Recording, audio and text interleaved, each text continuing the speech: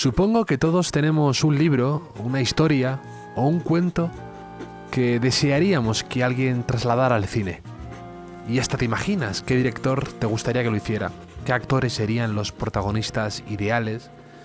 Y de repente te dejas llevar y te encuentras preguntándote si Jake Gyllenhaal y Jessica Chastain harían buena pareja en pantalla y si estarían a la altura de los personajes del libro o de la historia. La mía es La chica detrás del seto, de Mickey Spillane. Es una historia corta de apenas 13 páginas, escrita en los años 50.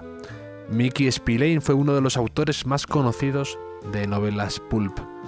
Se solía reír cuando le comentaban si le ofendía que vendieran sus novelas en kioscos.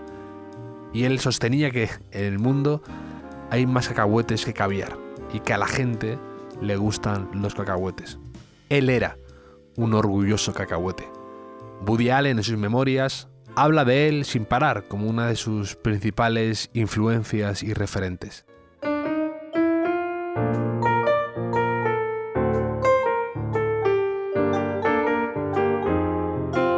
La chica detrás del seto es una historia de dos amigos que se conocen estudiando en la Universidad de Nueva York. Walter y Duncan. Walter es el rey de la fiesta, un seductor, empedernido y pésimo estudiante. Era capaz de seducir al mismo diablo si le hacía falta. El típico tipo que se hace amigo de un policía para no acabar una noche en el calabozo, o que consigue un trato de favor, Dios sabe cómo, del decano de la universidad, o que engaña a algún compañero para que le haga todos los trabajos de clase. El típico tipo del que todo el mundo quiere ser su amigo sin entender muy bien por qué. Duncan, en cambio, es alguien más tranquilo, más responsable y algo más cabal, aunque se dejaba llevar por el salvaje estilo de vida de Walter. Duncan cuenta: teníamos una, y solo una cosa en común. Los dos éramos hijos de padres ricos que se habían esforzado en malcriarnos.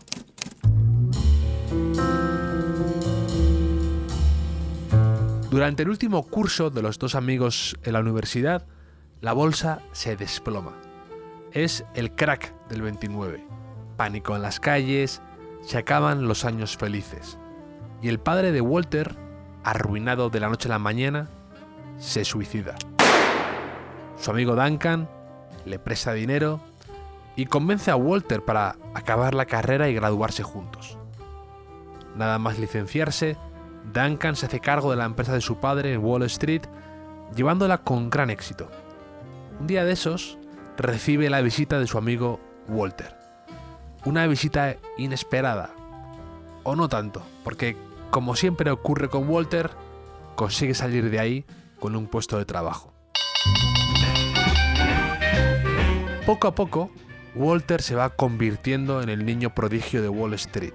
Todos hablan de él, de su éxito invirtiendo. Es el chico de oro. Y llega ese momento en el que él decide montar su propio negocio, convirtiéndose en competidor de Duncan, el que le había cogido bajo su ala. Y a pesar de todo, siguen manteniéndose como amigos. Sobre esa rivalidad, Duncan dice: más de una vez estuve a punto de mandar mis negocios al garete, pero siempre mantenía la sonrisa y me dedicaba un gran saludo al día siguiente, como si solo me hubiera ganado un partido de tenis. Duncan, pese a todo, es feliz. Conoce a una mujer, Adrienne, de la que se enamora, le gusta su deslumbrante personalidad, es lista y se llevan muy bien. Un día se comprometen y compran un terreno para hacerse una casa en una isla de Nueva York, y en el trabajo todo le va fenomenal. Todo lo que toca se convierte en oro. Está lleno de confianza, exultante y siente que la vida le sonríe.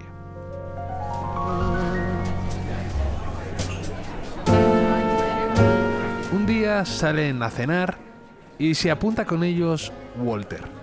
Y para sorpresa de nadie, Walter esa noche logra hechizar a Adrienne con su palabrería y carisma, haciendo que Duncan sienta parte del decorado del restaurante.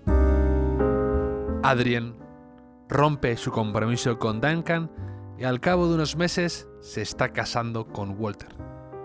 Pero lo que acaba rompiendo más el corazón a Duncan es cuando ve que Walter pasa olímpicamente de ella, que realmente solo quería hacerle daño.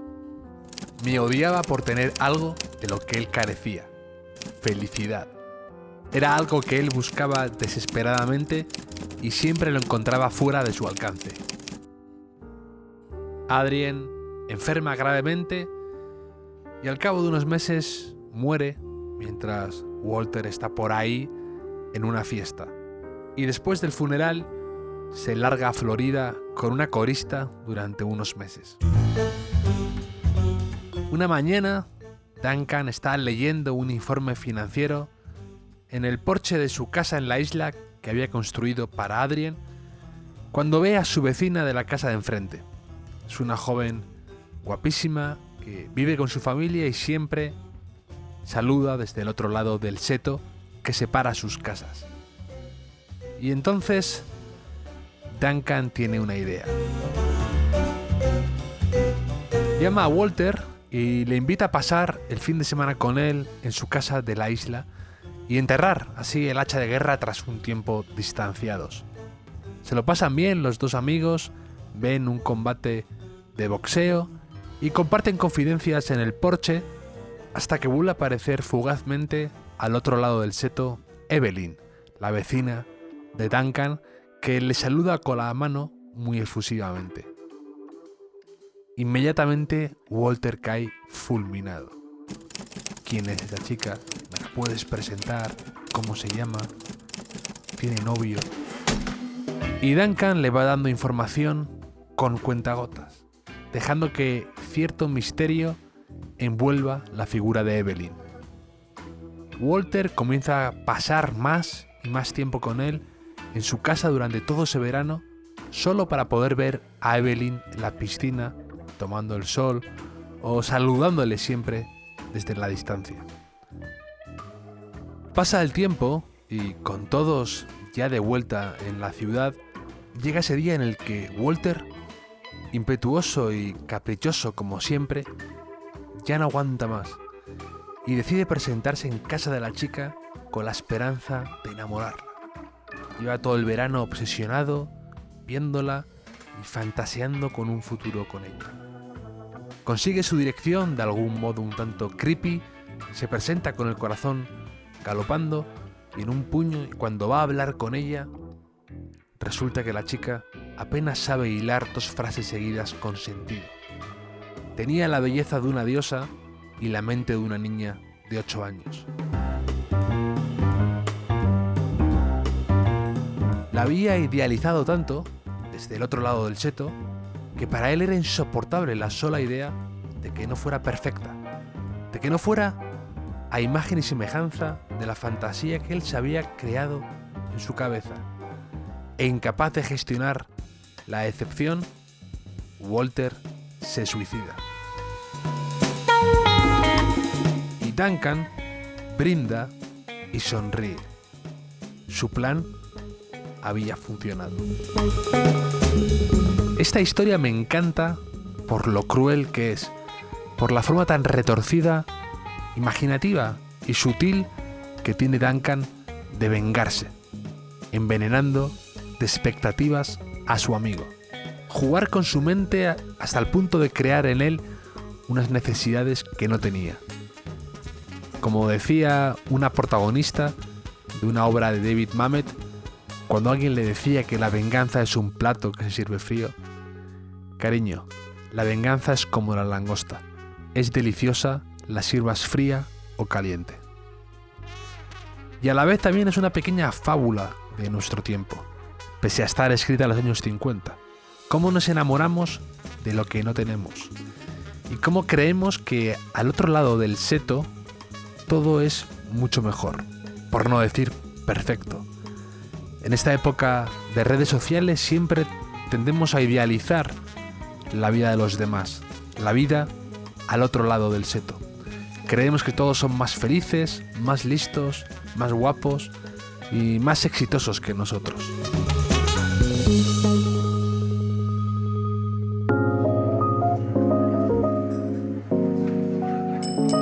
Bienvenidos al Hotel Jorge Juan con Javier Aznar, un podcast de Vanity Fair y Seagrams.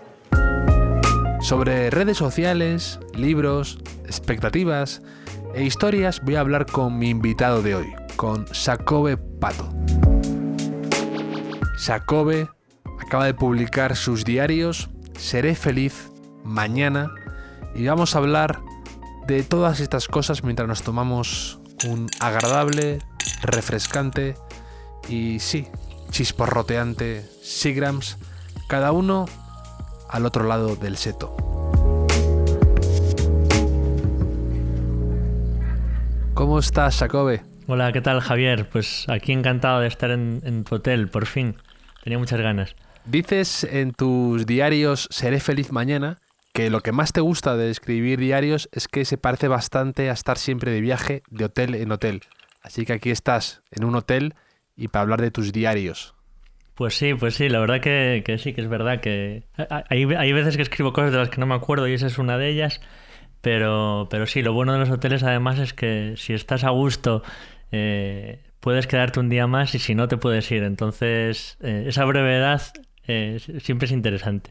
Estás sugiriendo que a lo mejor cuelgas aquí en mitad de la conversación Efectivamente. Conmigo. Si no te gusta algo de lo que digo de tu libro, te vas a ir por las bravas, ¿no? Bien, me parece bien. Ante todo, honestidad. No he sido muy sutil, la verdad, al dejarlo caer, pero bueno. Confiemos en que estemos a gusto y quiera quedarme un día más. Al final me vas a tener que echar tú. Y con late checkout, además. Te invito al desayuno tardío ese. Ese es el que me gusta. Está teniendo mucho éxito tu libro, Seré feliz mañana. Lo veo, mucha gente lo comparte. Te he dicho antes, fuera de micro, que el otro día tomando un café me comentaron de forma espontánea a alguien que también se había leído y veo que a la gente le divierte y le gusta compartirlo. La verdad que su libro a mí, sabes que me encanta leer diarios y te seguía en Instagram y me lo paso muy bien cuando hablas de Carlos Boyero, de Lisboa, de The Office, de Moringer, de Fitzgerald, de Master of None, de Belvedere o de la maravillosa Mrs. Maisel, ¿no? ¿Ya has superado ese apuro que da siempre el compartir tus diarios o te sigue dando cierto pudor? Pues a ver, yo la verdad que soy una persona muy pudorosa para hablar de mis cosas en el cara a cara, ¿no? En cuanto estamos un grupo de más de 2-3 personas, ya para contar mis cosas se me empieza a complicar. No me pasa cuando estoy con un amigo solo, cuando estoy incluso con 2, si hay confianza. Entonces, si ya somos más de 3, la cosa se empieza a complicar. Pero a mí a la hora de escribir, la verdad que ese pudor no lo siento tanto, porque lo veo como un diálogo, ¿no? Como un diálogo del escritor, que en este caso soy yo, con un lector que me imagino solo una persona que está en su casa en pijama, como lo escribo yo. Entonces, en ese diálogo yo me siento cómodo y no siento demasiado pudor. Sí que es verdad que, bueno, tampoco son unos diarios muy íntimos en el que yo me abra en canal. Entonces, aunque hay partes más muy, muy personales, yo me siento cómodo ahí, en el diálogo literario, digamos. A mí me gusta mucho de lo que escribes que te ríes de ti mismo. Y creo que no todo el mundo lo hace y no todo el mundo sabe hacerlo bien, además. Sí, es que para mí, bueno, el humor es como una salvación desde pequeño para mí. Entonces, siempre intento lo que tú dices, ¿no? Reírme de mí mismo, porque además es un salvoconducto para poder reírte de los demás después. Tú no te puedes reír de alguien si no te estás poniendo a ti el peor desde el principio. Yo siempre intento humillarme un poco, dejarme mal, para luego tener la excusa para poder meterme con los demás. Pero bueno, sí, una de las cosas que más me gusta que me están diciendo del libro es que la gente se está riendo con él, y eso la verdad que a mí me llega mucho, ¿no? Porque a mí me encanta reírme con los libros. Me interesa mucho la literatura que no tiene complejos en usar el humor. Pues Eduardo Mendoza, por ejemplo, es uno de mis escritores favoritos y lo hace sin ningún tipo de complejo. Y entonces sí, Va por ahí la cosa. Además de tu faceta como escritor, también trabajas en la librería Cronopios, ¿no? En Santiago de Compostela. Sí. Y me parece muy interesante si has reflexionado en lo extraño, ¿no? Que es tu proceso, ¿no? Cómo te has dado a conocer en estos tiempos a través de las redes sociales, ¿no? A través de publicar tus entradas de diario en un formato que, como es el de Instagram, que digamos tampoco es el más cómodo o el que mejor está pensado para precisamente dejar algo por escrito, ¿no? Pues sí. ¿Sabes qué pasa? Que yo creo que además, trabajando en una librería, me daba cuenta de que había muchos libros. Bueno, se publican un montón de libros, y yo me daba cuenta de que había un montón de libros estupendos que pasaban totalmente desapercibidos. Que por un lado me daba mucha pena, y por otro, como yo tenía la pulsión de escribir, o las ganas de escribir, pero de escribir para ser leído, no para tenerlo en un cajón o para publicar un libro que no leyese nadie, pues yo creo que reflexioné mucho sobre eso trabajando en la librería, ¿no? Y entonces yo, el hecho de empezar a publicar mis diarios en Instagram fue una decisión muy consciente de los pros y de los contras que podía tener. Yo lo que pensaba era que bueno, si iba a escribir, pues escribir en un sitio en donde a la gente le fuese cómodo leer, ¿no? Entonces, pues pensé que, bueno, pues en los pies de foto que deja Instagram para poner un texto, pues empezar ahí, porque es donde está la gente, es donde la gente pues está en el metro o en el tren y va pasando el rato, pues como ponérselo cómodo. Y a partir de ahí, pues fueron llegando más lectores y más lectores, y yo lo comparo siempre con lo que hacen los músicos, ¿no? Que ahora no van con la maqueta ahí a llamar a las puertas de las discográficas, sino que ellos hacen su música, hacen sus canciones y luego las publican en internet, pues en las plataformas, en YouTube, en Spotify. Y yo intenté hacer un poco lo mismo, no ir directamente yo a una editorial, porque ya es difícil que te hagan caso. Y aunque te hagan caso, si luego publicas el libro y lo que te decía antes, que el libro pasa totalmente desapercibido, pues eso no me interesaba. Entonces, por eso yo empecé, como tampoco tenía ningún tipo de plataforma en la que escribir, y luego pensaba ya que los blogs ya eran más complicados, porque era una época en la que yo creo que ya no los leía nadie. Fue un poco por ahí, y la reflexión yo creo que la empecé a tener al trabajar en la librería, el ver esos libros que a mí me parecía que estaban muy muy bien, pero que pasan desapercibidos porque el público no los conoce, y al final el boca a boca funciona a veces, pero yo creo que son excepciones, ¿no? Que son casos concretos. Entonces yo intenté, bueno, pues buscar ese camino. No sé si es el mejor o el peor, pero bueno, fue el mío.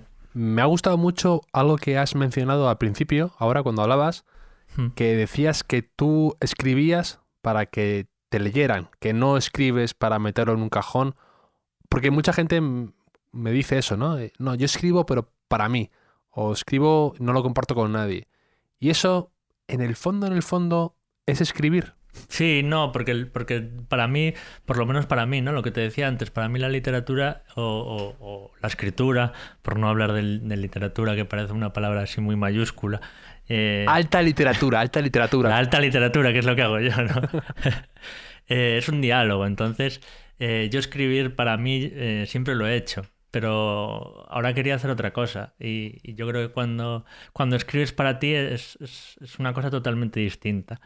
Y esto a mí me parece más divertido. Y yo mi objetivo como escritor, además de para lo que me pueda servir a mí a nivel personal, es que la gente lea lo que escribo. Y la verdad que no tengo ningún problema en decirlo. Cuantos más lectores tenga, mejor. Siempre me gusta pues que alguien me diga: te acabo de descubrir, te he empezado a leer, no te conocía y he comprado tu libro. Y pues a mí eso me encanta, y no tengo problemas en confesarlo. Además, a lo largo de las páginas hay algo que me resulta paradójico, ¿no? Y cuando lo estaba leyendo me lo apunté en el propio libro, y para que no se me olvidara preguntarte, ¿no? Que hay algo raro ahí que a mí también me ocurre, te diré, pero que cuando dices, no sé qué me causa más angustia, si tener que desvirtualizar a la gente de Internet o comprobar que gente de la vida real empieza a seguirme y escribirme en redes sociales. No soy mejor persona que Donald Trump. Construiría un muro altísimo entre el mundo físico y el digital. Y a lo largo de las páginas, como te decía, veo cierta tensión o cierta... que no te acabas a veces de llevar del todo bien con redes sociales, ¿no? Porque te borras Twitter varias veces, lo comentas, y que a veces, de algún modo, te cuesta, ¿no? Sí. Y me parecía eso paradójico con alguien que a la vez comparte sus pensamientos en una red social. Sí, yo tengo una relación con las redes sociales muy complicada. Es una relación tóxica totalmente, como una novia con la que te llevas fatal, pero la necesitas a la vez. Es una relación muy, muy mala. Por ejemplo, a mí Instagram es una red social que no me gusta demasiado. Y es paradójico, porque es donde estoy intentando darme a conocer y donde sigo publicando mis diarios, pero como usuario, aparte de como herramienta sí la uso, pero como usuario no me termina de gustar, no me entretiene nada, me aburre bastante y me divierto más en Twitter, por ejemplo, pero sí, en las dos tengo una relación complicada con las redes sociales en general. Y luego eso, que claro, hay personas que usan Internet, pero no están en Internet, ¿no? Y claro, yo creo que otros sí que habitamos Internet, estamos ahí, tenemos pues unas redes bastante activas y interactuamos con gente. Y entonces a mí esa división entre el mundo, digamos, físico y el virtual, esa tensión que entre los dos no me gusta mezclarlas, me gustaría que se mantuvieran separadas, pero claro, es imposible, sobre todo ahora con la publicación del libro en la librería, mucha gente que me conoce por las redes sociales pues me comenta. Hay algo ahí que a mí me cuesta, pero bueno, supongo que es un tema personal y que, como todas las relaciones tóxicas, tendré que arreglar en el psicólogo, por ejemplo. No, pero a falta de psicólogo tenemos aquí el diván del Hotel Jorge Juan. Eso es. Y me gusta mucho compartir ese tipo de inquietudes o de rarezas también con mis invitados, porque es verdad que a veces Sí, rarezas. nos cuesta, no, sí, sin matices, no, a veces nos cuesta hablar de lo adictivas que son las redes sociales, y es verdad que lo son, y yo también he notado esa pulsión a veces que detesto en mí de nada más despertarme, ver Twitter, qué ha sucedido, qué ha pasado, y lucho contra ella a veces, y también me he desinstalado la aplicación en el móvil varias veces para que no me distraiga, para que no sea un lugar de escapismo, ¿no? A veces es como una especie de fiesta en un bar o de pelea en un bar, a veces depende del día, en el que sabes que si te asomas 5 minutos te lo vas a pasar fenomenal, porque siempre hay acción, siempre hay cosas, y es mejor a veces que estar en tu despacho trabajando o donde sea. Pero ser consciente de ello y luchar contra ello a veces también es el primer paso, ¿no? De alguna manera. Sí, a mí lo que más me preocupa sobre todo es la cantidad de pérdida de tiempo, ¿no? Porque al final sí que te lo pasas bien, pues viendo cosas y puedes llegar a enterarte a informarte incluso, sobre todo es muy divertido. Informarte, ¿no? Incluso, ¿eh? Incluso alguna vez me he enterado de algo por Twitter, pero sí, es que yo pierdo muchísimo tiempo y yo ahora también tengo mis truquitos. Pues ahora, por ejemplo, intento cuando llego a casa por la noche dejar el móvil lejos y no tocarlo por la noche. Bueno, tengo mis trucos, pero Sí, bueno, sí. pierdo muchísimo tiempo y una de las cosas que menos me gusta de mí mismo, que es la falta de constancia, unido a la pérdida de tiempo en redes sociales, es que se convierte ya en un veneno eso. Me hace gracia que en alguna entrada de tu diario dices que coges un libro, te tumbas en el sofá, no lo empiezas, pero lo tienes como abierto sobre tu pecho, luego empiezas a ver Twitter, luego te metes en Instagram, empiezas a ver una serie, no te enteras de la serie, coges el libro, vuelves a Twitter. Sí, a mí también me ocurren esos ciclos en los que te detestas a ti mismo, ¿no? Sí, es que yo creo que esa es una escena que yo creo que nos pasa a todos, ¿no? Antes veíamos una peli de principio a final y en los anuncios de la peli te ibas a comer un yogur, pero es que ahora estás viendo la peli y a la vez estás con el móvil consultando cualquier cosa, esto de la segunda pantalla. Es un poco asfixiante, pero bueno, al final participamos participamos de eso. Y racionalizarlo es complicado. Yo intento ponerme esto del tiempo máximo en el que pasas en ciertas redes sociales y lo supero siempre, o sea... No sé. Pensaba que ibas a decir, lo cumplo a rajatabla. Y no. Lo supero siempre. Sinceridad. Venga, 5 minutos más, ¿sabes? Luego también me hace gracia que cuentas muchas anécdotas de tu vida de librero, ¿no? De Hugh Grant, de provincia, creo que te he leído alguna vez decir, que me recuerda también al libro de Belén Rubiano, ¿no? Sí. Con Rialto 11, el libro de Esteroide, que me hace gracia sus peleas con que todo el mundo pide siempre los pilares de la tierra Sí, y sí. demás. Me hacen gracia esas pequeñas... esa pequeña vida de la librería, ¿no? Y a mí siempre me han encantado y siempre he ido mucho, ¿no? Entonces me río mucho con esas historias. Y dices una cosa que me encanta, que dices, recomendar libros es como jugar al fútbol de portero. Puedes acertar 3, 5, 10 veces, pero siempre vas a ser más recordado por tus errores. Sí, totalmente. O sea, bueno, claro, yo quería escribir un diario al uso, un diario pues como los que yo leo, ¿no? No quería escribir el diario de un librero, que también disfruto un montón. Yo de los libros sobre librerías y tal los disfruto, pero yo no quería hacer eso. Pero sí que es verdad que, claro, yo trabajo en una librería y es una parte importante de mi vida porque paso muchas horas allí. Entonces se cuelan muchas anécdotas en el diario. Y sí, eso, o sea, para mí lo de las recomendaciones es como otro quebradero de cabeza, otro más. Mira cómo estoy, cómo sufro.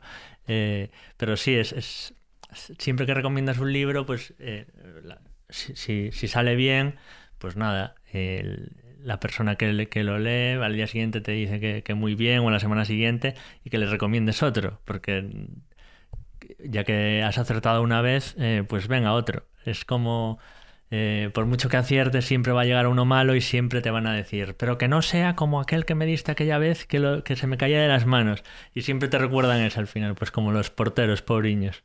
Pero es que además, sí me ha parecido muy, lo dije en un podcast, sí me ha parecido muy feo que la gente que te echa a la cara un libro que no le ha gustado, un amigo o alguien así, porque en el fondo es como, te lo tomas muy personal, ¿no? Si has recomendado un libro de verdad pensando que a ese amigo le puede gustar, que te lo echen en cara de algún Claro. modo. A mí me lo Me parece echan... muy feo. Es como si te dijeran que un amigo tuyo no le cae bien, que siempre me ha parecido también feísimo, ¿no? Pues es Justo. parecido. Es un libro para ti que has recomendado, es muy importante. Te cae bien el autor, como su estilo, tal. Es como meterse directamente contigo. Tal cual, es que creo que también lo comento en el libro, que también comparo recomendar un libro con presentar a un amigo, ¿no? Porque es muy parecido, porque si los dos amigos a los que presentas se llevan bien, llega un momento en que tú te haces invisible, porque ya pues comparten sus propias bromas, tienen su propia relación entre ellos. Y sin embargo, si se llevan mal, te haces totalmente presente. Es como los dos están pensando, pero este imbécil, este amigo de Saco que es imbécil, y prácticamente es como si te estuvieran llamando imbécil a ti. Cuando un libro no les ha gustado o un autor les parece un pedante, te lo están llamando a ti prácticamente. ¿Y tú ya has desarrollado esa capacidad de alguien que vive con libros, alrededor de libros y todo, para a una persona con nada más verla un poco, ver su estilo, ver su manera de desenvolverse y un poco de curiosidad en qué libro se fija, ya eres capaz de destinarle un libro, de pensar en un libro para ella, ya nivel algoritmo de Amazon? Más o menos, se genera, yo creo que con el trabajo se genera como una intuición que más o menos vas viendo todo el mundo de qué picojea. Necesitas algo siempre, pues que te digan un libro que les haya gustado por lo menos, que hay gente que no sabe ni eso, sobre todo cuando vienen para regalarle a otra persona, entonces te vas como a libros más neutros. Pero sí que se genera una intuición y sobre todo lo que es más difícil es recomendar libros que a ti no te gustan demasiado, porque claro, hay gente que lee géneros que yo no leo, que no me interesan nada, y que toca recomendarlos igual, porque me dicen, pues quiero hacerle un regalo a una amiga que le gusta pues la novela histórica, por ejemplo. Y yo, claro, la novela histórica apenas leo, pero más o menos tienes que estar... Sí, pero eres amigo de Santiago Posteguillo, que te diste un paseo Claro, con él y entonces todo eso. yo ¿verdad? siempre recomiendo a Santiago Posteguillo, que es como lo más obvio que se puede recomendar en novela histórica. Sí, con Posteguillo dimos un paseo antes de que ganase el premio Planeta. Todavía no estaba tan forrado como ahora. Y la verdad que me alegré mucho cuando le dieron el premio, porque me pareció un señor encantador. Luego hay una cosa que me hace muchísima gracia, que me he sentido terriblemente identificado y lo he compartido con más gente y también, pero dices que cruzarte con famosos y hacer como que no les conoces es uno de los rasgos principales de tu personalidad. Que estás en un bar, por ejemplo, y es aparecer el famoso de turno y enseguida te pones a mirar para otro lado con cierta dignidad, ¿no? Como Sí, impostar además indiferencia. es como es como si tú fueses el famoso, como si el famoso fuera a estar pendiente de tu reacción. Entonces yo le doy la espalda, no lo miro, Sí. me pongo nerviosísimo, me pongo a sobreactuar de una manera muy loca. No sé por qué me pasa eso, pero es verdad que mucha gente se sintió identificado con esa reflexión, ¿no? Yo pensé que era el único, pero bueno, veo que no soy el único tarado por aquí. Sí. Yo una vez, de hecho, voy con mi hermano y nos cruzamos a alguien conocido, a un actor, imagínate, a un futbolista, lo que sea, y no nos decimos nada. Y luego cuando pasamos y ya no nos puede ver, nos miramos como de reojo, como diciendo, era él, era él. Sí. Era como... Eso me recuerda cuando iba con mi madre de paseo y me encontraba alguien de clase de pequeño y me saludaban y a los 2 pasos mi madre ya iba diciendo, ¿quién era esa? ¿Quién era esa? Y me da muchísima vergüenza. Yo en plan, mamá, que te van a oír. A mí esto que haces con lo de los famosos me pasa también con las ambulancias o con el SAMUR o con la policía. Cuando hay alguien, siempre me ha molestado mucho odio cuando la gente se queda como cotilleando ahí, husmeando, como un poco como buitres, ¿no? A ver qué desgracia ha sucedido, ¿no? Entonces yo lo que hago siempre cuando veo algo así es todo lo contrario. Voy como directo, no miro nada, que a lo mejor hay alguien ahí tendido en una camilla, y yo voy como con cierta... pasando todo el mundo, ¿sabes? Que dirán, este cretino, Alguien, ¿con qué alguien, aires? alguien te está pidiendo ayuda directamente y tú, yo no soy un buitre, no me Y voy a quedar aquí a le mirarte. desprecio, ni le miro al pobre hombre que está ahí desangrándose, me da igual, no lo odio. Lo hago a propósito y sin mirar y rápido. A mí me pasa también cuando veo a alguien llorar por la calle, que me empiezo a imaginar muchísimas cosas Totalmente. pero miro hacia otro lado porque como que no quiero invadir su intimidad y su intimidad está como muy a flor de piel y no quiero mirar, entonces pues no sé, cruzo acera, en vez de preguntarle qué tal, a lo mejor que como el hombre que se desangra, ¿sabes? Que igual lo necesita, pero sí, yo miro para otro lado como si estuvieran marcando el pin de la tarjeta. Absolutamente. Además, últimamente, no sé por qué, me estoy cruzando con mucha gente así que llora. Además, me genera lo que tú dices. Así como, por ejemplo, una buena discusión de pareja me parece la cosa más adictiva de mirar, y ahí sí que lo hago sin contemplaciones. Me encanta ver una buena pelea en un restaurante entre una pareja, ¿no? Me encanta, y me encanta indagar y lograr poner la antena y llegar al origen de la disputa, ¿no? Que suele ser además bastante absurdo.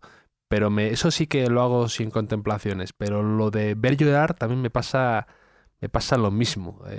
Que me genera ese automático no querer invadir su intimidad y que debes parecer una persona con cero empatía. Pero bueno. Tal cual, sí. A mí lo de las discusiones de los demás me violenta muchísimo también, ¿eh? No sé cómo puedes... También me violenta muchísimo con eso, ¿no? Prefiero ser yo el que monte el pollo en el restaurante que sea la mesa de al lado. Me siento más cómodo porque siento que controla la situación. Entonces, yo creo que cuando vayamos a cenar y coincidamos, espero montar yo un pollo para que tú disfrutes y no violentarme yo. Sí. Te quería preguntar que en tus diarios hablas de... Pues eso, como te he dicho antes, de muchas series que nos gustan, algo muy, por así, odio esta palabra, ¿no? Pero como muy generacional, ¿no? O como lo quieras llamar. Y te quería preguntar y saber tu opinión si has visto Antidisturbios, que todo el mundo está hablando de ella y está muy de moda y todo el mundo noto... ¿Sabes cuando notas que de repente, a ti te pasará también con el tema de libros o lo que sea, que de repente notas que todo el mundo te habla del mismo libro Sí. o de la misma película o del mismo... la misma serie? Me parece un muy fascinante cuando ocurre eso, ¿no? que de repente notas que está en la conversación, que ha trascendido cierta importancia, ya está como instalada en la conversación. Incluso cuando yo tengo siempre un medidor, ¿no? Cuando mi madre me pregunta por una serie o un libro o algo así, como vivimos en universos distintos, cuando veo que mi madre y yo tenemos eso en común, digo, bueno, esto ya ha llegado, esto ya directo a ganar 8 Goyas, la serie o la película o lo que sea. A mí lo que me pasa con estas cosas es que me da la sensación de que cada vez dura menos el tiempo en el que se habla pues, por ejemplo, como lo que pasó con Antidisturbios, ¿no? Que de repente todo el mundo, todos la empezamos a ver como a la vez, todo el mundo lo estábamos comentando a la vez, pero que pasan como 2 semanas y ya se ha olvidado. Me genera un poco de ansiedad porque da la sensación de que si no la ves en ese momento en el que está teniendo lugar la conversación pública, no la vas a disfrutar tanto, o que a lo mejor te van a hacer algún spoiler. Entonces, por supuesto, caí y la vi, eso sí, eso está claro. Sí, de eso lo comentabas con la película de Tarantino, eso, que decías que entrabas en Twitter guiñando un ojo por si acaso te comías un spoiler porque no habías ido a verla ese mismo fin de semana o esa semana del estreno. Y sí, hay que tener cuidado porque las cosas van ahí sin piedad, esos spoilers. Y por ejemplo, el tema, antes de preguntarte por tu opinión sobre Antidisturbios, ¿y tú prefieres, por ejemplo, ver una serie tipo Netflix, que tú te dosificas las series como quieres, salen todos los capítulos a la vez, o tipo HBO, que salen programados una vez a la semana y tú te tienes que adaptar al ritmo de la cadena? Pues la verdad es que me está pasando ahora con Patria, que también la estoy viendo. Claro, terminas el capítulo y ya tienes la sensación de querer ver el siguiente. Pero me está gustando eso de dosificarla. Me está gustando verla así. Hacía muchísimo tiempo que no veía una serie así, por semanas, un capítulo a la semana. Creo que la última... Bueno, también el documental este de sobre Jordan, creo que también lo vi así. Y sí que me gusta, creo que lo prefiero. Hace un mes te hubiera dicho que no, pero con esta de Patria me está gustando. Sin embargo, Antidisturbios la vi del tirón porque esperé a que estuviera entera, creo. Sí, no, es que salió a la vez y yo también me la enchufé en 2 días y no tengo una opinión muy clara de lo que prefiero, porque por un lado el ir semana a semana te va generando... O sea, y creo que también para los autores, ¿no? Para los creadores de la serie, también es más natural o fácil hacerlo así, ¿no? El pensar que la gente va a ir un poco con un ritmo normal, porque lo otro me parece más complicado, el pensar en cómo la gente va a meterse a lo mejor 3 horas seguidas de una serie sobre antidisturbios, ¿no? Que dices, entonces a lo mejor tengo que cambiar un poco el ritmo para que no sea todo tan oscuro, para aligerar un poco, para pensar en eso me parece muy complicado. El otro me parece más natural y no tengo una opinión clara al respecto. Hay veces que sí prefiero mandar yo en mis horarios y en mis rutinas y dosificarme yo, y otras veces me gusta eso también. No sé, no lo tengo muy claro. Claro. A ver también qué opinan los oyentes. Además es que, claro, la forma de contarlo seguramente cambia, ¿no? Claro. Si tú sabes que la gente lo va a consumir como un maratón, lo haces de una forma, o no sé si consciente o inconscientemente, y si tú sabes que se va a emitir semana a semana, pues a lo mejor puedes cambiar ciertas cosas. A mí Y tienes que refrescar un poco más la memoria, ¿no? No puedes Justo, sí. asumir que la gente tiene todo tan fresco. A eso iba a ir, que con Patria, con la que estoy viendo así semana a semana, pensaba que ya no iba a tener la capacidad de memoria, de acordarme de lo que había pasado en el capítulo anterior, pero no me está pasando. Cuando me pongo a verla recuerdo perfectamente lo que pasó al final del último capítulo. Me gusta eso. ¿Y te ha gustado Antidisturbios, la serie de Rodrigo Sorogoyen y Isabel Peña? Pues la verdad es que sí que me ha gustado mucho. Me han gustado muchísimo bueno, cómo está contada la dirección. Me ha gustado mucho la escena del desahucio, la de los hooligans, que está... me parece muy difícil hacerlo también y me recordó un poco a la primera escena de Salvar al Soldado Ryan, esa sensación de que estás tú como testigo Sí. eso me gustó mucho. Luego también las interpretaciones, el personaje de la chica de Laia, de Vicky Luengo, que no la conocía, la actriz, y me parece que está increíble. Y luego también me sorprendió mucho el chico rubio este, que no me acuerdo cómo se llama, Patrick Criado. Me encanta cómo lo hace. Sí, el que hace de jovencito alocado y macarra, ¿no? Sí, justo. Y luego creo que se comentó bastante ya la primera escena de la serie, la escena esta del trivial, que bueno, aunque se ha comentado mucho, me gustó muchísimo cómo dibuja un personaje con una escena cotidiana, ¿no? Una partida de trivia. Es maravilloso. Sin más. Justo te lo iba a decir. Me parece un inicio brutal. Es perfecto. Cómo ya sabes toda la personalidad de ese protagonista por una escena rápida y aparentemente, y nunca mejor dicho, trivial. Claro. ¿No? Muy bien traído ahí. A mí me recordó mucho la serie no sé si la has visto, a Line of Duty de Jet Mercurio de la BBC, que es adictiva más no poder. Es muy parecido a esta porque sobre todo me gusta mucho la trama interna esa de asuntos internos, ¿no? De cómo hacer trepidante un interrogatorio, ¿no? Y que un cassette de grabación, que cuando están grabando los interrogatorios, cada stop y cada play es como un disparo, ¿no? Es como de mucha acción. Y conseguir eso con conversaciones se parece que tiene un mérito tremendo. Y el otro día, por ejemplo, yo con la serie Antidisturbios dije que estaba con unos amigos y dije que quería saber, tenía mucha curiosidad por saber cómo se hizo, ¿no? Porque me parece que es muy complicado conseguir que una serie así sea realista, ¿no? O sea, que aparte de esas escenas de acción que tú mencionas, no sé, como que los ascensores, las oficinas, el día a día de cada uno parecía como muy de verdad, ¿no? Los sitios donde se rodaban, la ropa, todo me parece como muy auténtico, no me parece tan fácil, enseguida parece un poco artificial o de estudio o que no todo se cuida tan bien a veces. Y entonces me dijeron, ¿no? Pues hay varios capítulos para que te explican cómo se hizo, ¿no?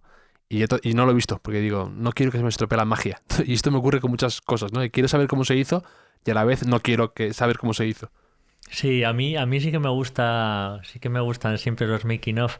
De hecho, me encantan los libros que mezclan la historia en sí con cómo consiguen la historia. Por ejemplo, el libro de Cercas, El impostor, que tiene en un capítulo cuenta la historia del personaje protagonista. Enric Marco. De Enric Marco, justo.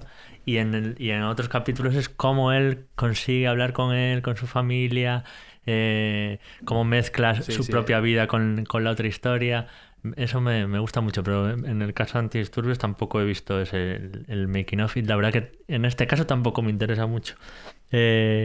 Sí, a mí me parece que es una serie que está muy bien, la verdad. Y eso, lo que decías de la escena del trivial, que los que valoramos además las escenas cotidianas, cómo mezclan eso, las escenas grandes de acción con lo que tú dices, ¿no? Con lo que es más de andar por casa, me parece que lo hacen muy muy bien y que no es nada fácil, es verdad.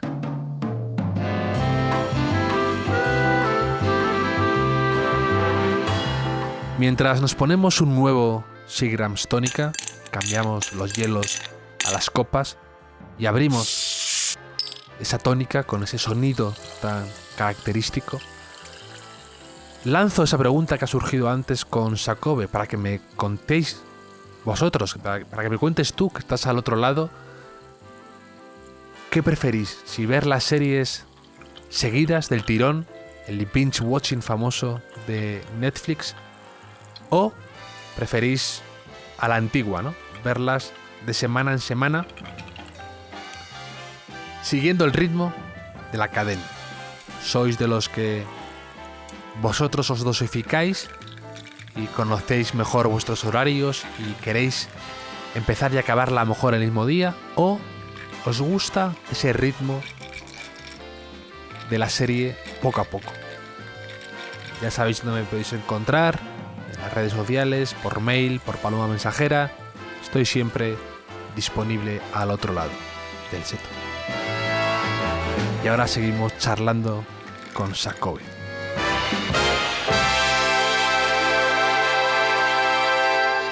Pues si te parece, Jacobe, te voy a someter al cuestionario Proust, que tengo mucha curiosidad por ver tus respuestas, ¿vale? Vale, venga, vamos allá a ver si no decepcionamos demasiado. Sobre todo de primeras hay que decepcionar. Bueno, no causar muchas expectativas para no decepcionar luego, yo creo. Efectivamente. ¿Cuál es tu idea de felicidad perfecta? Pues, bueno, tiene que ser un día de verano. Un día de verano en un pueblo, en un pueblo costero de Galicia. Y un día que haga bueno para ir a la playa. Y estar desayunar mirando al mar. Luego una cerveza en el chiringuito, un paseo por la playa, por la orilla, poder ser. Pero sabiendo que queda 1 o 2 semanas por delante de hacer lo mismo. Si al día siguiente ya no puedo hacer eso, ya no es la felicidad perfecta. Tiene que haber una expectativa. Entonces sería eso, un día de verano en un pueblo costero de Galicia, pero con la expectativa de quedarte 15 días más por lo menos. Además, me gusta que los que somos defensores del verano y odiamos el invierno y también el otoño, no sé si tú estás dentro de ese grupo, yo sí. Estoy Lo dentrísimo. único bueno que ha traído la pandemia es que ha puesto cada uno en su sitio, ¿verdad? Porque es imposible, o sea, a las pruebas me remito, el verano no ha habido tantos problemas y llega el cambio de hora de otoño este asqueroso y ya hay esa especie de toque de queda, ya hay más problemas, los casos... porque el otoño y el invierno en general es más peligroso. Ya está, el verano es mejor, fin. Es O sea, que el otoño y el cambio de irrefutable esa hora, prueba. el otoño y el cambio de hora, es que eso es un momento del año totalmente deprimente. Pero bueno, en fin. Yo entiendo. Además, a mí me afecta, ¿eh? Yo estoy como una semana ahí que no, mi cuerpo como que no se adapta, le cuesta el cambio de hora este.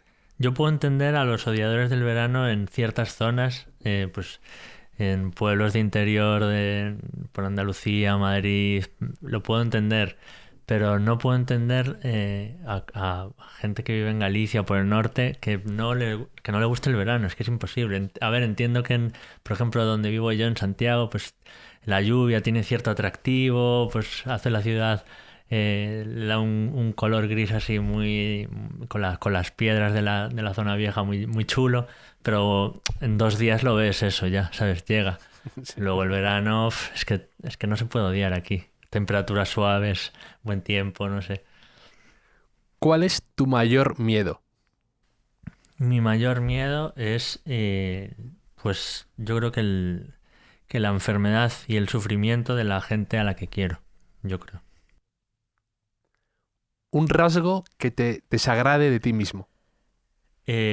Pues lo que te decía antes, mi falta de constancia, la cantidad de tiempo que pierdo en tonterías, pues ya no solo en redes sociales, sino pasmando directamente.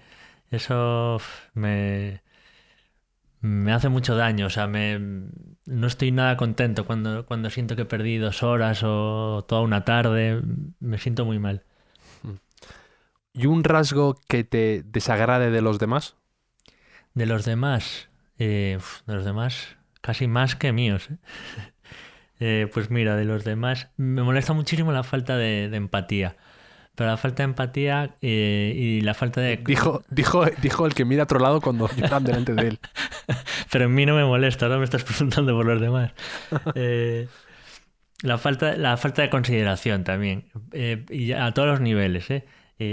Desde la gente que se cuela en una cola porque tú a lo mejor tienes mucha prisa, pero no sabes si el que tienes delante tiene prisa o a dónde va. Y luego la gente que no es capaz de ver las circunstancias de los demás a la hora de juzgarlos. Eso me molesta muchísimo. Y luego también, bueno, por añadir algo más, la falta de sentido del humor no me gusta. Necesito que las personas las personas que tengo cerca que tengan sentido del humor. ¿Quién es la persona viva a la que más admiras? La persona O varias. Pues yo creo que mi madre. Mi madre porque ha tenido como 1000 vidas y siempre ha sabido reinventarse y y es una persona que se adapta de una forma que yo creo que sería incapaz de hacer. Entonces yo creo que mi madre. También, de hecho, me acabo de acordar, que me ha venido un fogonazo de otra de tus entradas que me pareció muy bonita. Mm. Además, me recordó a una cosa de la que hablaba hace poco Miki Otero, también de tu hermana, ¿no? Que decías que le robabas la Super Pop Sí. y que la leías y que no, y que lo había confesado un cantante, creo que era. Sí, los del grupo de Cupido. No me acuerdo cuál del grupo, pero uno de ellos en una entrevista lo decía que leía la Super Pop de su hermana y yo dije, es el momento de confesar que yo también. Sí, sí, cuando te sientes, se me ha abierto esta oportunidad, esta puerta para sacar estos muertos de mi armario. Te sientes respaldado ahí por una estrella del pop. Y decías eso, que le debes mucho a tu hermana, y me pareció muy bonito esa entrada, además como muy... como un capítulo de Los Simpson, que empiezas hablando de una cosa de Cupido y la Super Pop y acabas como más emocional, me pareció muy bonita. Sí, es que, bueno, yo creo que hasta los 13, 14 años no tomé una decisión por mí mismo sin que fuera copiando a mi hermana. Yo creo que en general los hermanos pequeños nos fijamos mucho en los hermanos mayores. Además a mí me trataba bastante bien y eso, hasta los 13, 14 años no tomé mis propias decisiones en ningún tema de cultura pop por mí solo. ¿Cuál es tu mayor extravagancia? Mi mayor extravagancia, pues no creo que no tengo muchas. Igual desde fuera se ve que tengo un montón, pero bueno, supongo que publicar mis diarios en internet ya es bastante extravagante. Por lo menos es lo que más le llama la atención a la gente de mi alrededor de lo que hago. Y luego, bueno, físicamente también a veces me dejo bigote, patillas, ese tipo de cosas tampoco... Dentro de que vivo en una ciudad de provincias en el que todos nos estamos mirando con lupa, pues... ¿Te gusta sorprender? Sí, me gusta sorprender y ser un poquito rarito. Me recuerda también, me viene a la cabeza una historia que contaba Joel López, también cuando estaba, no sé dónde es exactamente, pero por Galicia, y contaba que iba siempre a hacerse trajes de mod a un sastre de toda la vida de donde viviera él por Galicia, y que me hacía gracia esa imagen de un jovencito músico yendo a un sastre toda la vida para hacerse unos pantalones tipo de los que salían en Cuadrofenia, ¿no? Sí. Es que Joel era mítico, por Coruña ya se le veía con las pintas. Por eso te digo que en las ciudades de provincias nos tenemos todos la matrícula tomada. Y perilla no te has dejado, ese es un paso... Perilla no, porque sí. yo creo que perilla, para que te quede bien, tienes que ser actor de Hollywood. Yo creo que no hay ninguna persona de a pie al que le quede bien la perilla. Y sin embargo en Hollywood... No sé si es una reflexión que solo hago yo o ya lo pensó más gente, pero siempre todos los actores de Hollywood se dejan perilla. Pues Leonardo DiCaprio, Brad Pitt, Johnny Depp, todos llevan Robert De Niro, Al Pacino, todos en algún momento se dejaron perilla. Yo creo que a la gente de a pie nos queda mal la perilla. Yo estoy totalmente en contra de la perilla y más de la mosca esta. Esto me pone muy nervioso también. La mítica de David Sí, Villa, ¿no? La de David Villa, que la tenía un amigo mío que le gustaba mucho Villa, además. Y se dejó la perillita esta, que me da mucha rabia. Sí, además es... ¿Por qué, no? O sea, ¿cuál es ese momento en el que dices, esto me va a quedar bien? Sí. Pero efectivamente... Qué necesidad, ¿no? Efectivamente, lo de los actores y la perilla no me había parado a pensarlo. He visto que lo tenías muy bien pensado. Noto esta teoría de la perilla bastante bien. Ya tenías los ejemplos muy a mano. Me ha parecido sospechoso eso. De alguien que ya lo... Esto enlaza con la cantidad de tiempo que pierdo y todo esto. Pues son reflexiones de este tipo en las que a lo mejor he estado pensando durante meses. Pero es verdad que parece como un desafío, ¿verdad? Como Brad Pitt y DiCaprio, que son como los guaperas, hacen pelis buenas, tienen ese carisma, y ya parece como la última acrobacia, ¿no? Voy a hacer que la perilla mole, ¿no? Voy a ponerla otra vez de moda, Sí. La perilla, que es algo, dices, es el no va más. Es como, yo me puedo permitir esto, o sea, hasta una perilla me puedo permitir. Y tú ni siquiera te puedes dejar el pelo un poco largo porque no te queda bien. Y te odias cuando te pones un sombrero. Exacto. Pero bueno, la verdad es que cuando estas extravagancias de dejarse bigote o lo que sea, claro, yo ahora ya me he quitado el bigote y ahora cargo con un DNI durante creo que 10 años con ese bigote. O sea, es que no sé cómo gestionarlo esto tampoco. Te has quitado el bigote ahora, si es Movember, ¿no? Ya no se lleva ahora en este mes de noviembre el bigote. Joder, está feo justo quitármelo para Sí. Movember, pero Sí, sí. Me Sí. lo- Va en me lo línea quité con en tu falta de septiembre. empatía, se nota, sí. me lo quité en septiembre, si sirve de algo. ¿Cuál es tu estado de ánimo actual? Pues calma tensa, yo creo.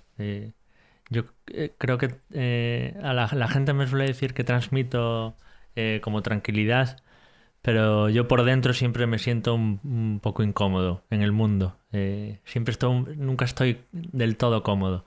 Entonces yo creo que calma tensa define bien mi momento de ahora y de siempre, vamos. ¿Cuál consideras que es una virtud sobrevalorada? La sinceridad, seguro.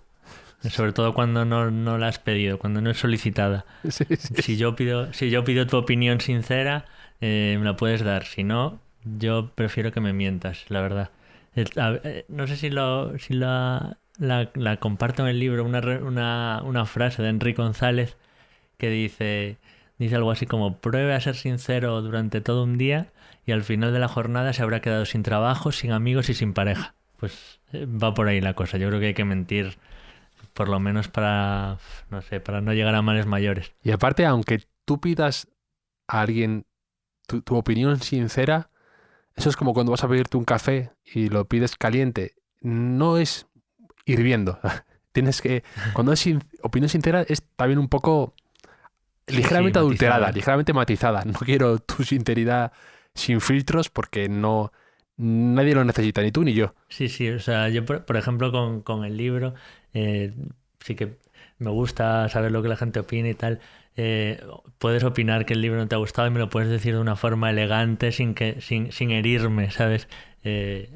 Sinceridad sí, siempre matizada, la verdad. Incluso cuando la pides, ¿verdad? Tienes razón ahí. De hecho, bueno, tú haces una reflexión sobre la alta crítica, ¿no? de literatura en tus diarios, que también me hacía gracia de algún modo, sí. Sí, y también la crítica en redes, ¿no? Porque muchas veces se critica eso, pues la crítica canónica, que a veces como que están un poco abiertos a cosas nuevas, pero también desde la crítica amateur, digamos, que se hace en redes sociales o los comentarios que hacemos, como que muchas veces nos creemos demasiado el personaje de críticos y empezamos a decir lo que está bien y lo que está mal, lo que se puede publicar y lo que no.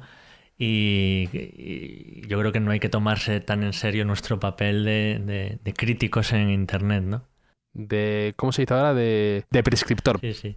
Sí, que eso, pues, cada uno que comente lo que le guste y lo que no, pero bueno, no nos vengamos arriba, ¿no?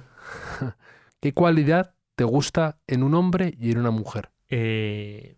Pues la empatía y el sentido del humor. O sea, Sí. a la inversa de lo que más me desagrada. Ese primer libro que leíste o que te hizo clic. Pues yo creo que los de Eduardo Mendoza, los del Detective sin nombre, el misterio de la cripta embrujada, el laberinto de las aceitunas, todos esos me hicieron reír muchísimo, reír a carcajadas, que yo creo que nunca me había pasado en un libro. Y esa colección de novelas que se consideran menores dentro de la obra de Eduardo Mendoza, para mí fueron un clic, porque yo no sabía que se podía escribir de esa manera. Bueno, aparte de que escribe increíblemente bien, de esa manera como tan divertida y hacerte reír como si estuvieras hablando con un amigo. Yo creo que son esos los libros que me hicieron un clic a mí. La primera película que viste 2 veces en el cine. Esa película a la que tuviste que volver porque te parecía fascinante, querías volver a entenderla o volverte a reír con lo que estabas viendo o... Joder, es que la primera que se me viene a la mente es Torrente 2, que fui 3 veces al cine a verla. Supongo que... Si te sales a la primera, eres como... Hay que ser sincero, eres como Dani Guiza, te respetamos igual. Joder, Torrente, sí, y mi actor favorito Torrente, y mi actriz favorita la que sale en Torrente. Sí, pero fue esa. Un hombre coherente, de gustos Sí, la verdad coherentes. es que ahí Guiza estuvo bien. ¿Cuándo y dónde fuiste más feliz? Pues yo creo que cuando no estaba demasiado pendiente del pasado ni del futuro, cuando estaba en el día mismo. Y yo creo que supongo que tiene que ver con días de verano en los que no estoy preocupado ni por lo que ha pasado ni por lo que va a pasar, y estoy más pendiente de lo que tengo alrededor, que al final es lo que me gusta, fijarme, sobre todo ahora desde que empecé a publicar mis diarios. Vivo como una forma como más hacia afuera, fijándome más en ya no solo en las cosas que hay a mi alrededor, sino en las personas que tengo enfrente, que creo que es un ejercicio muy interesante. No estar tan pendiente de uno mismo y ensimismado dentro de uno, y estar hacia afuera. Entonces yo creo que esos momentos en los que estás disfrutando del momento en el que estás y de la gente con la que estás, es cuando he estado más feliz. ¿Subrayar libros, sí o no? Sí, además esto es como la polémica del verano o el invierno. Yo soy totalmente defensor de subrayar libros y de manosearlos, y además me da mucha rabia la gente que te riñe, ¿no? Por subrayar tus propios libros. Pero ¿cómo puedes subrayar tu libro ahí, ese libro? No, cada uno que haga lo que quiera con sus libros, pero yo soy totalmente defensor del subrayado y de tomar notas al margen, incluso alguna vez de insultar al autor o hacerle algún comentario. Yo creo que hay que dialogar con el libro que estás leyendo. Y todos los libros que tengo sin subrayar es porque me han dicho poco. Y que ahora tengo que preguntarte, ¿alguna vez que recuerdes que has tenido que anotar algo en un margen insultando al escritor alguna vez o a la escritora? Pues ahora mismo no me acuerdo. Creo que en uno... No te atreves, en no uno te que se atreves. llama no te atreves. ¿Dónde vamos a bailar esta noche? En ese creo que Lo respeto, alguna lo respeto. nota dejé por ahí.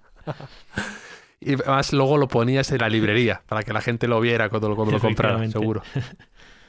Y bueno, y hablando de que cada uno hace con sus libros lo que quieres, con lo que quiera, me gusta que creo que has abrazado ya el sentido común y has desistido de colocar los libros de tu librería, de tu biblioteca, por colores, ¿no? Sí. No, esto fue toda una historia, ¿eh? Bueno, por si la gente no lo sabe, que supongo que no.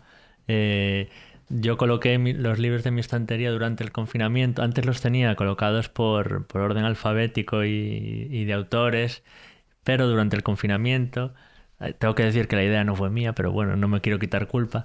Ordené mis libros por colores, y se me ocurrió la brillante idea bueno, primero lo subí a Instagram, y ahí, bueno, ya hubo gente que medio se enfadó, pero bueno, también hubo muchas opiniones a favor, como es Instagram, ¿no? Que la gente es como muy Sí, amable. te apoya.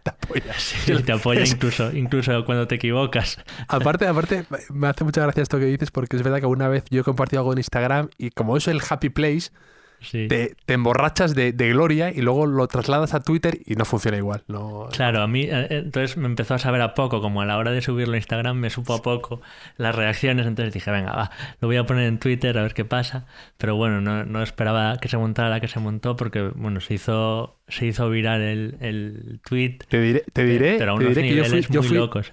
te diré que yo fui de los primeros en atizarte, porque te Sí, cité me y acuerdo que me dejaste ahí una buena imagen ahí. Pero bueno, luego, o sea, el tweet viajó por Latinoamérica, me insultaron en idiomas que no sabía ni que existían. En O sea, guaraní. tuve que silenciar, ya no Twitter, el móvil entero durante una semana. Fue muy loco, o sea, gente diciéndome, pero de todo, auténticas barbaridades, y luego mucha gente que me decía que no había leído un libro en mi vida por ordenarlas por colores.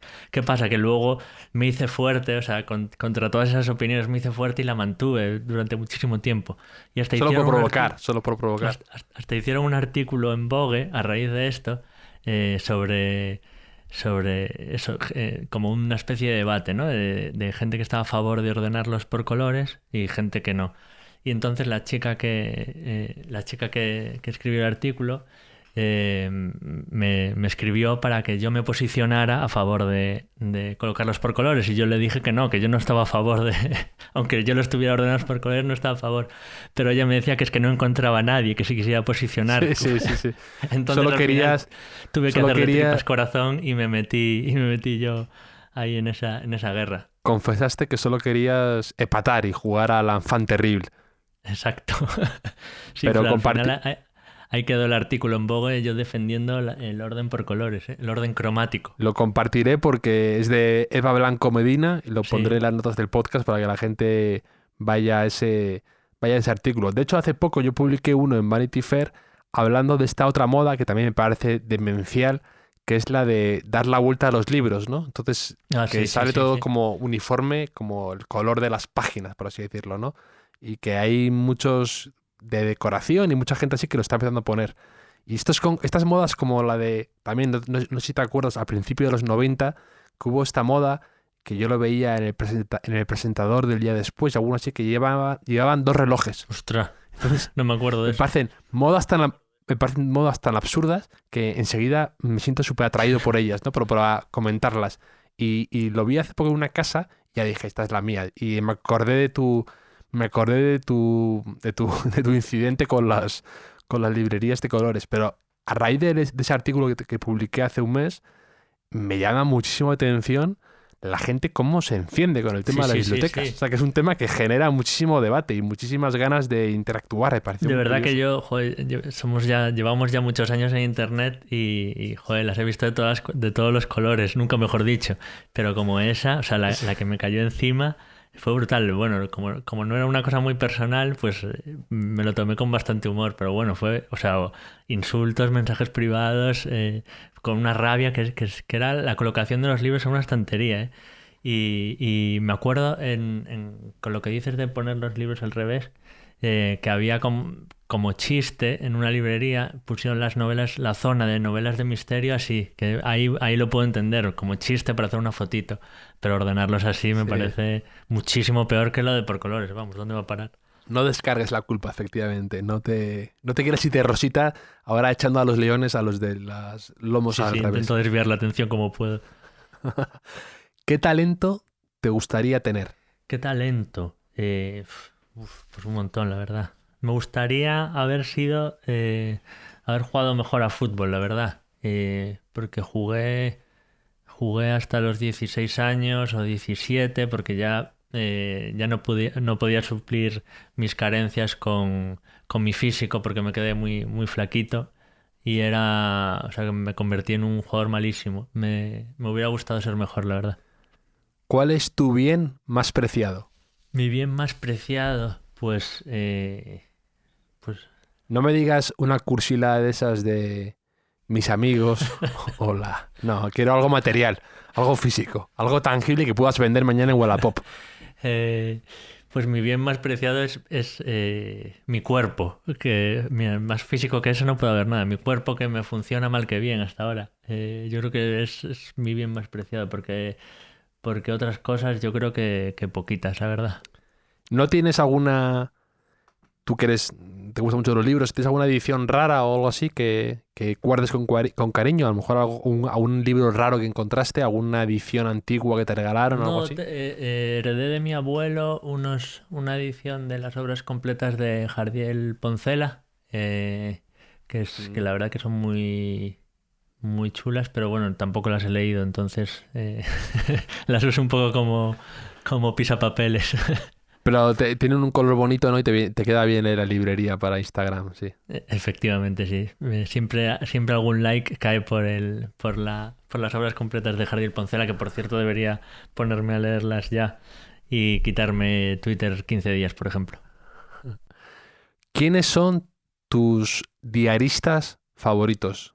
Hablas mucho de ellos, algunos de ellos, pero te quería preguntar así a buena pluma quiénes te salen. Sí, pues mira, me salen Trapiello, me gusta mucho. Me gusta Elvira Lindo, me gustó muchísimo el de Noche sin dormir, me encantó De Nueva York. Esos diarios, sí, en Nueva York. Tiene dos, tiene el de lugares que no quiero compartir con nadie Sí, y Noche sí. sin dormir. Pero es verdad que Noche sin dormir es más diario que el otro. Sí, porque el otro es... sí, también tienen puntos en común, ¿no? Pero bueno, como que el de lugares que no quiero compartir con nadie es como... Sí, se fija más en zonas y en Noche sin dormir hay más reflexión, yo creo. Pero me gusta mucho cómo escribe ella con esa ligereza y siempre fijándose, ¿no? En los detalles. Y luego Te, me eh, gusta...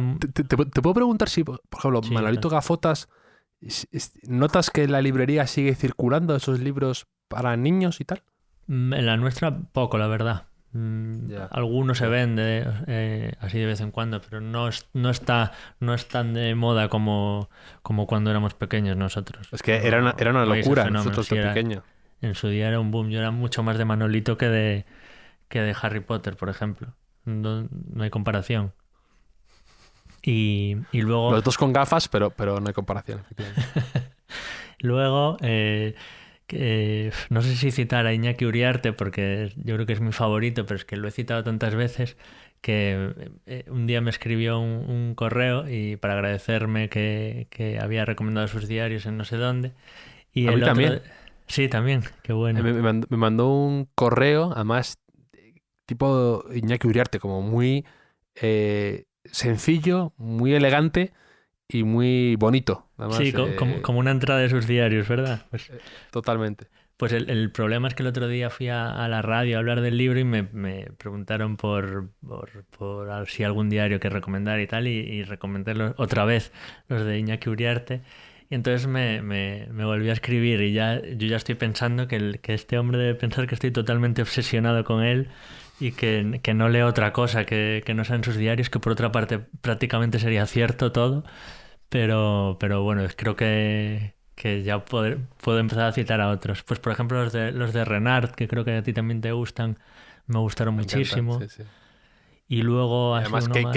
qué maldad tiene Renard, por Uf, momentos. qué Porque mala qué hostia. brillantez, pero qué ingenio ese de alguien enfadado con el universo, con el mundo, además. ¿Cómo las tira Renard? ¿Qué tuitero habría sido Renard? Madre mía. Sí, lo he dicho. Lo he dicho. Habría Además, sido increíble. con cosas totalmente... no sé, otro día leí una que me hacía muchísima gracia. Es que además, claro, replicar una entrada sin ser exacta no es igual, pero decía algo así como, hoy he probado el plátano. Nunca olvidaré este infausto día. Sí. O sea, mala hostia con cosas que no se lo merecen, ¿sabes? Como los plátanos. Y luego también me gustó mucho uno, no sé si lo conoces, que se llama Autorretrato con Radiador de Bobín, son unos diarios así como esto es otra cosa ya, como mucho más sutil, habla de cosas como muy pequeñas y se va filtrando como entre las páginas pues sus grandes dramas, que él no los cuenta directamente. Eso me gustó mucho ese también. Además es que, claro, en los diarios se cuela por un lado la historia como con mayúsculas, lo que está pasando en el momento en el que escribe el diario el autor, y por otro lado su historia personal, que es como vivimos todos, ¿no? A la vez como con historias muy grandes alrededor, de las que nos enteramos más o menos, y luego las nuestras propias y pequeñas, ¿no? Que es como la historia esta que cuentan de Kafka, que en su diario decía que hoy Alemania le ha declarado la guerra a Rusia. Por la tarde he ido a nadar. Pues a mí ese tipo de cosas me encanta. Como mezclar como lo grande y lo pequeño, ¿no? Sí, también decía, creo que era Uriarte en alguna de sus entradas, que también le había gustado no me acuerdo ahora quién era, un autor francés, que el día de la Bastilla, del asalto a la Bastilla, había puesto, pero creo que era además el rey, creo que era, y decía, hoy nada. Sí, eso es bueno, es verdad. Algo así. ¿Cuál es tu gran pesar o si te arrepientes de algo? Y si eres de los que se arrepiente o al contrario, echas hacia adelante y procuras no mirar por el retrovisor. Pues sí, yo sí me arrepiento de bastantes cosas. Me arrepiento pues de cosas prácticas como haber perdido mucho el tiempo no haber aprendido inglés bien cuando tenía más tiempo para haberlo aprendido, pues ese tipo de cosas. Sí, yo sí que me arrepiento de un montón de cosas, la verdad. Y si tienes en tu vida un lema o algo que te guste compartir, o una especie de mantra, o el típico mensaje que te gustaría poner a lo mejor a la salida de un colegio para que la gente lo viera. Pues yo creo que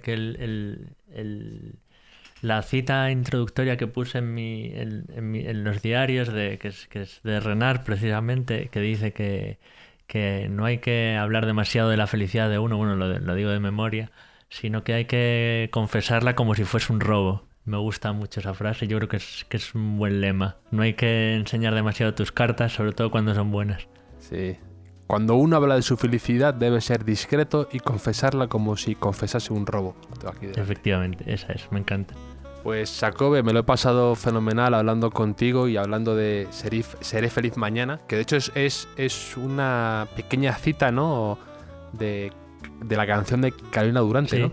Sí, de Necromántico, el momento en el que dicen ser feliz es aburrido, seré feliz otro día. Por ahí va la cosa, sí.